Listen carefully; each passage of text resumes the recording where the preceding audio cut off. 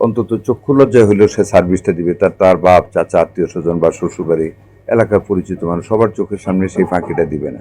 আমরা একটা নতুন পলিসি নিচ্ছি পোস্টিংয়ে, সেটা হলো যে যেখানে যেতে চায়, যার বাড়ি যেখানে যেতে চাইলে ওখানে আমরা দেব, স্টার্ট করবো আমরা এখন বলতে ইমিডিয়েটলি।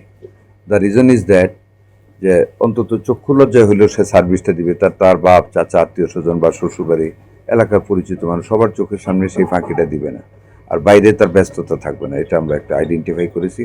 আমরা জিজ্ঞেস করবো তুমি কোথায় যেতে চাও, কোথায় কমফোর্টেবল, ওখানে আমরা দেবো। 1 2 নাম্বার হবো আমরা লিয়েন অ্যান্ড এটা যেটা একটা টেন্ডেন্সি এটা আমরা কমিয়ে আনবো, আর যেগুলো অলরেডি লিয়েন টেনে চলে গেছে সেগুলো আমরা রিপ্লেস করবো অথবা তাদেরকে বাধ্য করবো আসতে আর কি, যাতে প্রেজেন্সটা থাকে। এটা নিয়ে আমরা তো আপনারা শুনেছেন বক্তব্য দিয়েছি। সকল সিভিল সার্জনদের সাথে আমি আমার মন্ত্রণালয়ের পক্ষ থেকে জুম মিটিং করেছি। We have given them the instruction যে টাইমলি অফিসে আসতে হবে, থাকতে হবে, এবং আপনারা সিভিল সার্জন অফিসে বসে থাকতে পারবেন না, আপনাদেরকে ভিজিটে যেতে হবে। I think they have done it. তারা শুরু করেছে, কিছুটা নাড়াচাড়া পড়েছে। দেখেন এতদিনের জঞ্জাল ওভারনাইট তো শেষ করতে পারবো না, but each and everybody in all corners of the administration একটা মেসেজ পেয়েছে যে we have to do properly. এটা করতে বাধ্য হবে। এটা আমরা ইনশাল্লাহ সুন্দরভাবে করে ফেলবো। ইমিডিয়েটলি আমরা রিক্রুট করতে যাচ্ছি, যেগুলো শূন্য আসনে ক্যাবিনেট মিটিংয়ের সিদ্ধান্ত হয়েছে।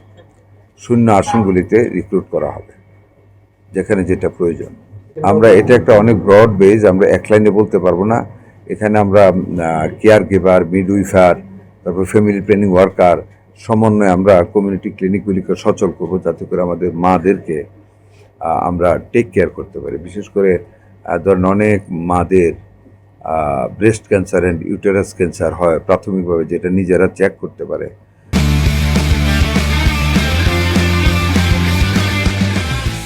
আমাদের একটা চিন্তাধারা আছে, আমরা ট্রেন করে কিছু মেয়েকে আমরা গ্রামেগঞ্জে ওই যারা আছে এক্সিস্টিং কাজ করে ফ্যামিলি প্ল্যানিং ওয়ার্কার তাদেরকে ট্রেন আপ করে শিখিয়ে দেওয়া মাদেরকে কীভাবে ইউটেরাস, কীভাবে ব্রেস্ট ক্যান্সারটা ধরা যায় সহজে, ধরলে তাদেরকে প্রাইমারি ট্রিটমেন্ট শুরু করার জন্য যে সাপোর্টটা দরকার ওইটা আমরা সরকার থেকে দেব। সারা বাংলাদেশ ব্যাপী আমরা শুরু করেছি এটা পরিচ্ছন্নতা অভিযান। পরিচ্ছন্ন থাকতে হবে। এখানে দেখেন স্বাস্থ্য একটা বিশাল বড় ডিপার্টমেন্ট, অনেক হসপিটাল হয়ে আছে, মানে অপরিকল্পিতভাবে অনেক হয়েছে, মেনটেনেন্স নাই, মেশিন নাই, বেড নাই, পড়ে আছে। আমরা এগুলি সমীক্ষা করতেছি।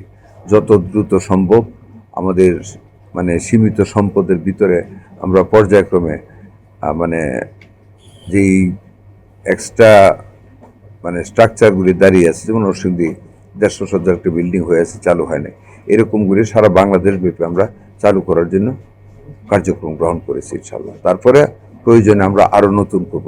মোটামুটিভাবে আমরা স্বাস্থ্যের প্রত্যেকটা জায়গাতে আমরা প্রত্যেক মন্ত্রণালয়ে, বাট আমি যেহেতু স্বাস্থ্যের ইয়েতে আছি, মাননীয় প্রধানমন্ত্রীর মানে দিক নির্দেশনায় আমরা পর্যায়ক্রমে এগুলিকে কার্যক্রম শুরু করার দিকে নিয়ে যাচ্ছি।